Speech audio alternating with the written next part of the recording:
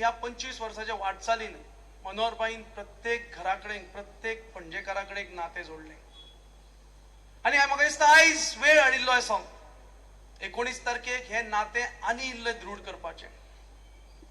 In fact हांव जो हांगा उबो रावला तो म्हाका दिसता सर्वस्व मनोहरबाई खातीर आमचे भारतीय जनता पक्षा खातीर एक सामान्य कार्यकर्तो बोगदवागचो.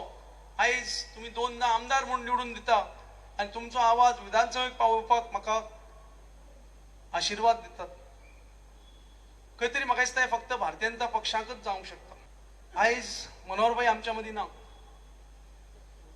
पण डेफिनेटली ताजी शिकवण, ताजे विचार, ताजे आशीर्वाद आणि ताजी पणजे खातीर एक विजन, पणजे एक वर्ल्ड क्लास स्मार्ट सिटी करपाची ताजी तळमळ, आमचो कॅरेक्टर आणि इथो सेम दवरून म्हाका दिसता आयज वेळ आयिल्ली आसा हे सगळे ताजे विचार, ताजे विजन हे फुडें व्हरपाचे, ताजे वाटचाल 25 वर्सांची फुडें ताजेर पावल दवरून व्हरपाचे.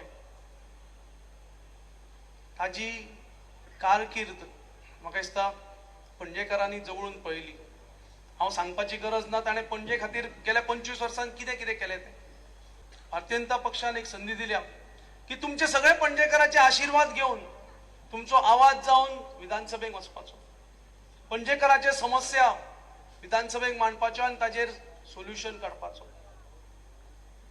गेल्या 2 फावटी तुम्ही म्हाका आशीर्वाद दिले, हांव तुमचो सदांच ऋणी उरतलो. एक धाकटो भाव म्हणून तुम्ही म्हजे कडेन पळयात. चुको जाले आसत, अनवदनान जाले आसत, पण हांव सगळ्याची माफी मागता. हांवूय एक मनीस, तुमच्या भशेनच मनीस, आनी म्हाका दिसता तुमचो आशीर्वाद ह्या फावटी अत्यंत महत्वाचो आसा. तुम्ही प्रत्येक मत जे दितले ते म्हाका दिसता मनोहरबाई खातीर दितले, ताका एक श्रद्धांजली म्हणून दितले. आणि म्हाका पूर्ण खात्री आसा की आमी आमच्या मुखार दवरिल्ले मनोहरबाई खातीर 10,000 मतां प्लस अर्पीत करपाचे जे स्वप्न, जे विजन, जो प्रोग्राम आमी ह्या इलेक्शनाक केला तो ह्या 19 तारखेक आमी सगळे जाण कमळाचेर बटन दामून आमी हो प्रत्यक्षात हाडटले.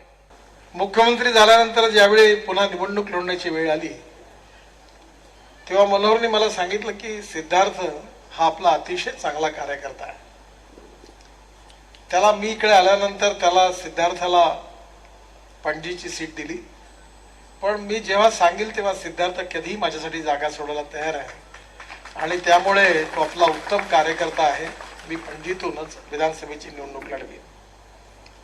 सिद्धार्थांनी एका सेकंदामध्ये त्याला सांगितलं मी तुमच्याकरता ताबडतोब राजीनामा द्यायला कधी तयार आहे, आणि त्यांनी राजीनामा दिला.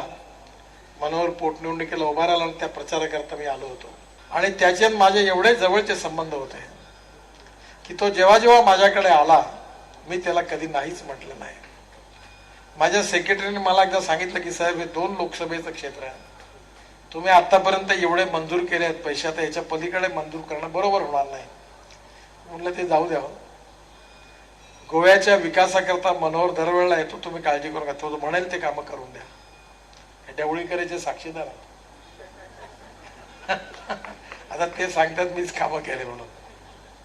कामं ढवळीकर मुळे झाले नाही, कामं मनोहर पर्रीकर मुळे झाले. या प्रत्येक कामाची यथोचित माहिती होती.